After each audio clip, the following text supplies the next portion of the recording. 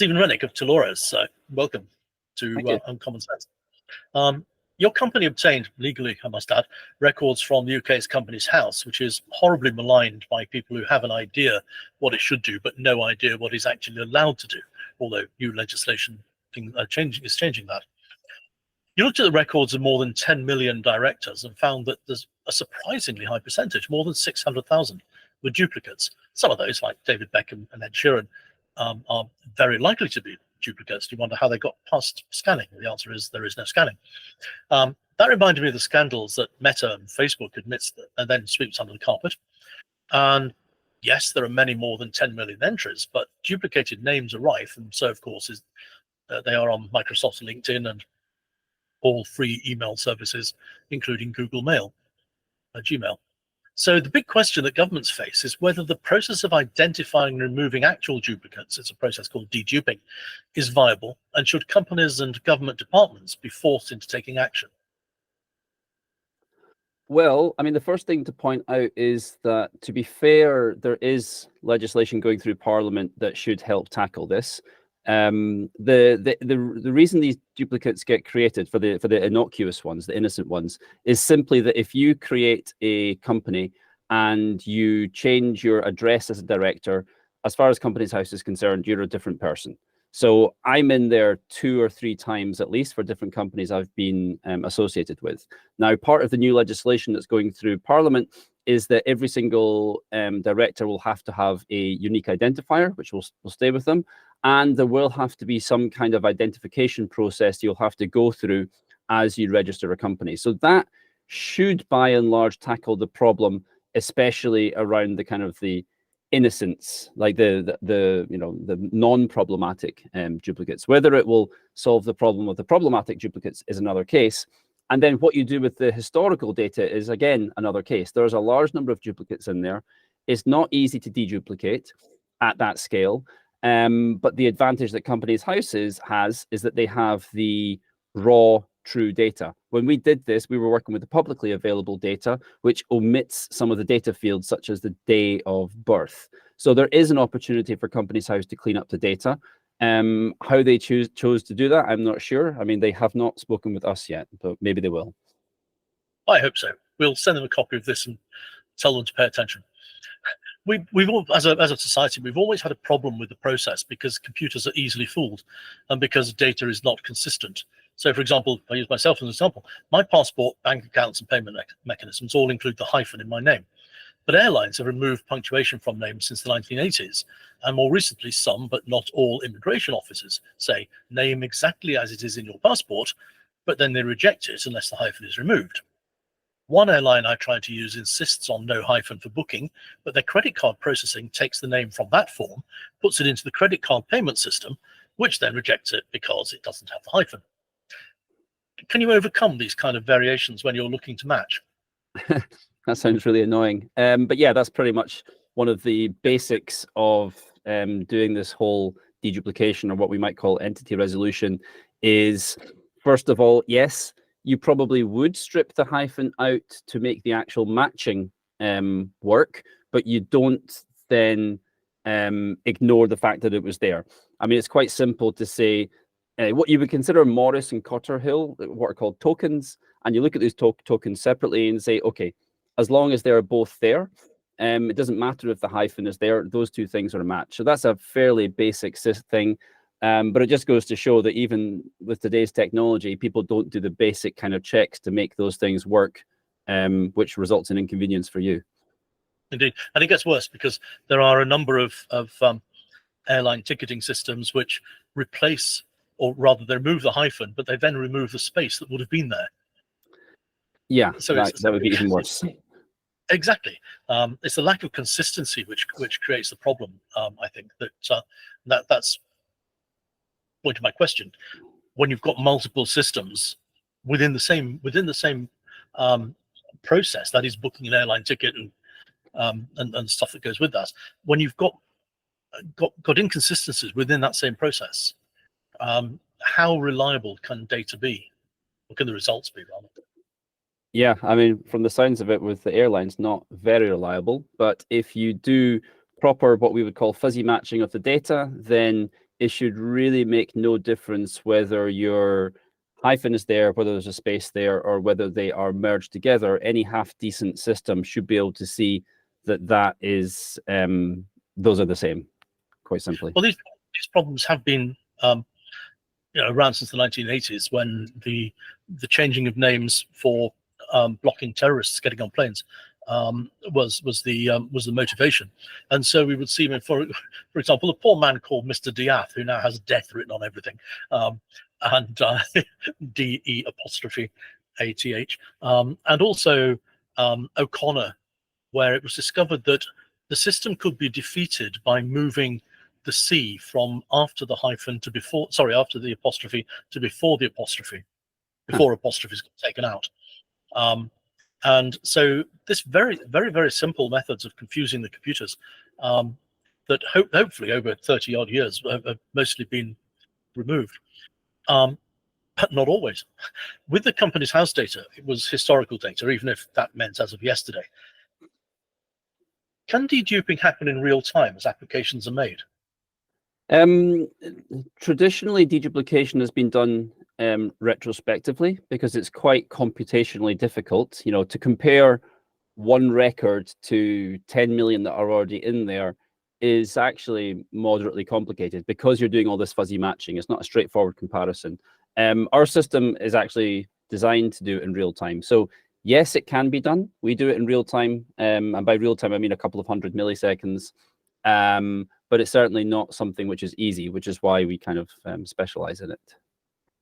So it will be difficult for, we use Facebook as the example again, it'd be difficult for them to make sure that the people that are signing up for a fraudulent account, it'd be difficult to stop them at the point of application, purely because of scale. It's technically difficult.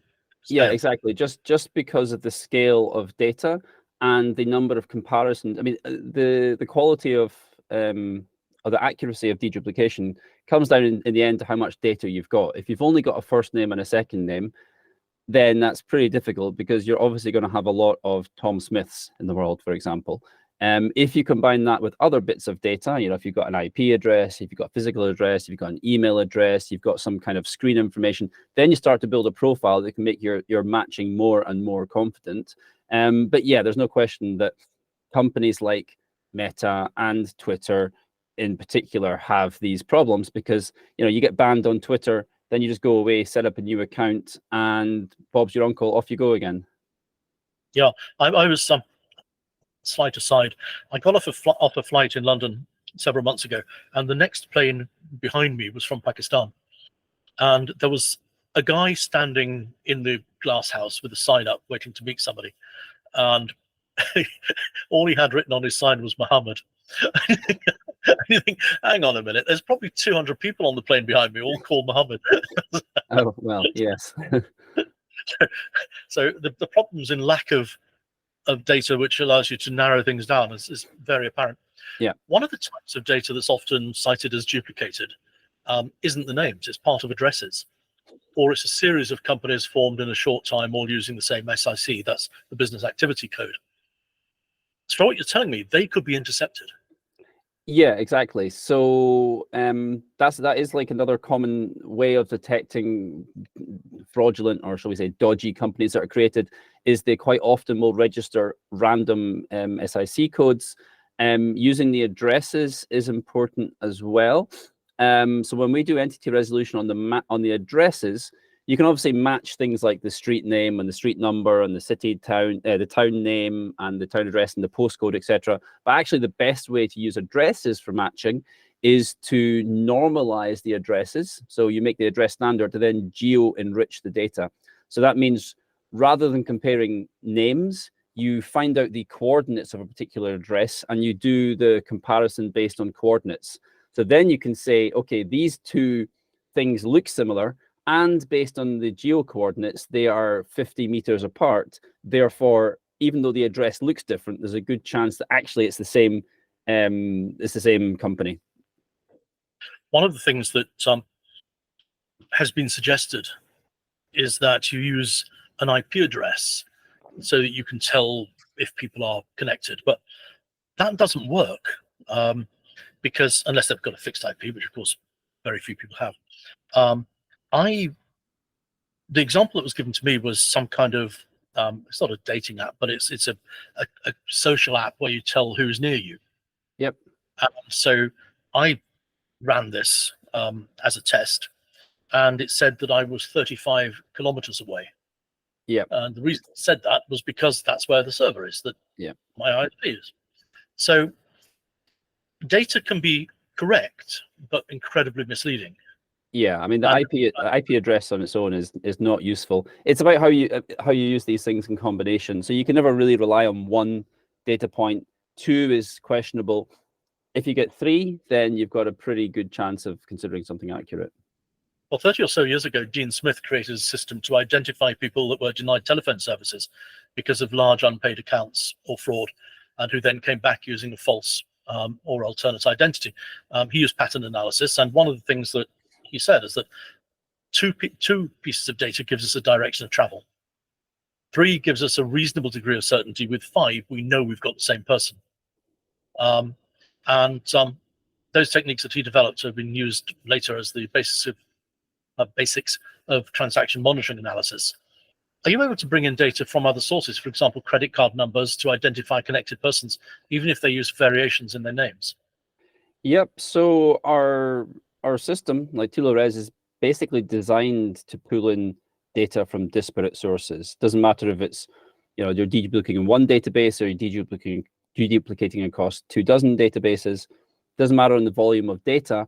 But yes, the more data you can bring in, the better. Then that gives you potentially more data fields on which you can match. Of course, you've always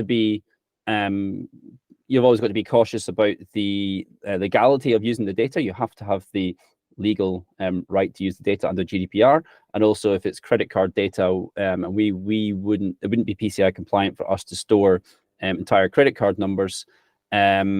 So when we've used credit card numbers, or when our customers have used credit card numbers for matching, it's typically only the last 4 digits. And again, it's just one of the criteria that's added into our system for the matching. So our system is based on rule-based matching. So you can have as many rules as you want. As long as one of those rules is triggered, you will get a match. And that rule could be, for example, the first name is phonetically similar, the last name is phonetically similar, the address is within the same, within 25 meters of each other, the date of birth is the same, and the telephone number is the same, to kind of give like an example. And because it's rules-based, it means it's explainable. So yes, a lot of people like to talk about machine learning and AI and everything, but actually a lot of the world, well, most of the world still runs on rules-based systems. Rules are good because when you see 2 data points connected together, you can look at it and say, these 2 data points are connected together because this rule was triggered. It's instantly explainable. I am absolutely convinced that the people who are saying that they have systems which are not rules-based are not telling the truth. Because at the end of the day, you cannot, there's always going to be a rule that says, if this, then that. Yeah. And no matter what they say about how far from that they think their machines are getting, it's to me, it's a way of trying to convince customers, that they've got something beyond what they've actually got. And the biggest thing in most technology sales is to baffle the customer so they don't ask too many questions.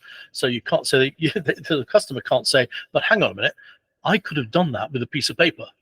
My view is I want the customers to be able to do it with a piece of paper, because I want the customer then to understand why what the technology is doing is A, explainable, B, if it ends up in court, they can say, we know what happened, we know why it happened, and this was the result. Yeah, that's exactly the approach we take. I mean, this whole entity resolution deduplication thing, we're effectively replicating what a human should be able to do by looking at 2 records, but they obviously can't do that in 300 milliseconds, and they can't do that across millions or tens of millions of data records. So yeah, I completely agree. Yeah, so scale and speed are the advantages of the technology, not doing something supposedly intelligent. One of the biggest problems is indeed scale, and that's compounded, as we said, as more reference points are added. One thing that I'd really like to see is countries maintaining a centralized database of bank account owners, but with governments having no access to the financial information within those accounts. And that's because from a banking perspective, customers can have accounts with many different institutions. And that means we never get to see a whole picture. So if we're supposed to be understanding suspicion, we can't understand suspicion because we don't have all the information.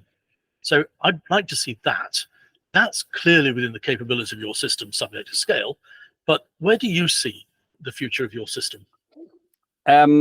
Just to touch on your point, I think that would be a great system to have. It certainly is within the capabilities of what we do, or what our system can do. I suspect the UK government, it's been, I think it quite likes to have one eye closed with some of these things. They might be a little bit scared of what they'd discover if they did this. But to be fair, the UK government does have a massive entity resolution kind of engine running across the Home Office, which runs across HMRC, the criminal justice system, the driving system, a few other systems. And there is actually an RFP underway just now. So maybe what you're talking about could be part of that future. As for ourselves, sorry? Request for proposal. Yeah, request for a proposal. So we've thrown our hat in for that, because our technology pretty much does what they want out of the box, which is doing it at scale, doing thousands of transactions ingested a second. But as for our platform, I mean, yeah, we see ourselves as the future of connected data. Doesn't matter whether it's for detecting financial crime, for connecting clinical records together, for connecting marketing data together, for master data management. We have this agnostic, highly scalable platform which can match together any kind of data in real time. As you talked about that, one of the things that came to me, which is not on my list of things to talk to you about, those applications you've talked about, things that 5 years ago, everybody was saying, oh, we can throw away all the existing technology, put all of this on the blockchain. Well, today people are saying, hang on, the blockchain doesn't work. So things come a full circle to suit your tech now. Yeah, I mean, I think people thought blockchain would be able to do everything for some reason, and I'm sure there's still good uses for it, but it's nothing related to what we do. Yeah, I think the timing is right for our technology. It wouldn't have really been possible to do what we do maybe 10 years ago. We started building our tech about 5 years ago, and it's other technologies development which have made our technology possible today. In particular, some of the cloud hosting technologies that we use in our technology, the sort of stuff that Amazon Web Services provide, or Google, or Microsoft. That's what makes what we do at such scale now possible. Is that because you don't have to worry whether someone's ever going to manage to make quantum computing work? Yeah, I haven't given quantum computing enough thought, I think. I think most of us try to just look at it and say, maybe one day. Maybe one day, yeah, exactly. Or maybe AI will make the final leap for quantum computing. Well, I'm very pleased to hear that at no point in what you do have you described any of it as AI, because I'm a complete AI skeptic. I don't believe it exists, and it's really nice to see a technology company dealing with a major problem, a big problem, and doing it, saying, actually, it's not that complicated. The complicated stuff is doing it over on massive scale. Yeah, exactly. It's not.